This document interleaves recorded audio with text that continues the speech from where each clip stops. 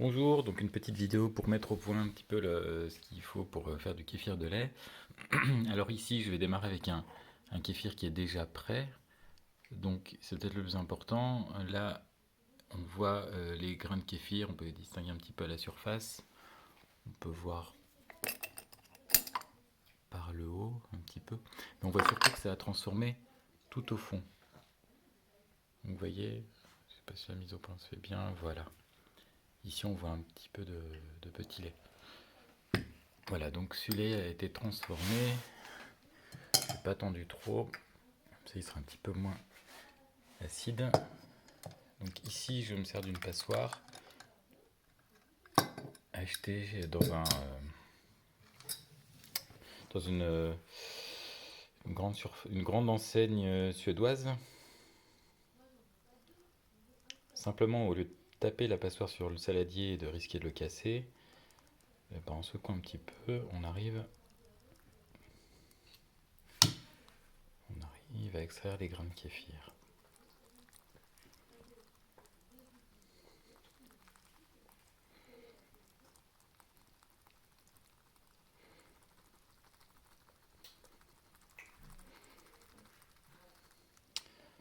Voici ce que ça donne.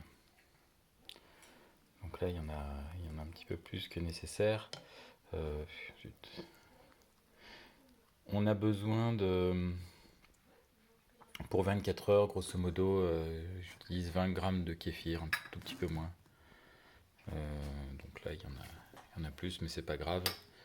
On va pas repeser à chaque fois, c'est vraiment quand ça paraît excessif, au bout d'un moment, on en enlève. On en donne, on en déshydrate, j'en fais sécher régulièrement. Avec une seule main, je vais essayer de les extraire. Hop.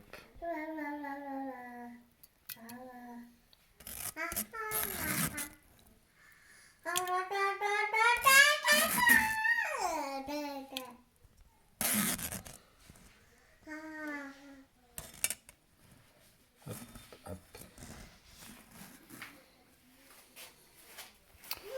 Donc je les remets simplement dans un nouveau bocal. Et là. Et donc ensuite, je mets simplement du lait entier. Pas forcément besoin qu'il soit entier, mais on trouve ça meilleur. Donc 1 litre. Et ici, on laissera environ, selon la température, selon la région, on laissera environ 24 heures jusqu'à ce que ça se transforme comme on l'a vu au début de la vidéo. Ensuite, quand on s'en sert pas, on peut mettre les grains de kéfir dans du lait, les laisser au frigo, comme ça se transforme vraiment au ralenti.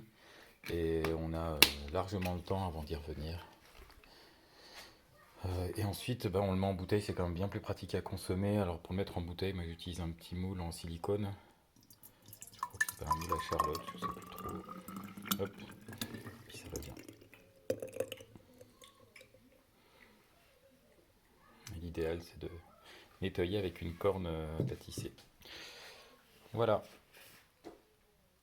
Je crois que j'ai dit tout ce que je savais à propos du kéfir de lait, tout ce que je fais. Si vous cherchez un petit peu, vous pourrez rechercher comment on fait du ketchup à partir de tomates lacto-fermentées avec un petit peu de kéfir de lait.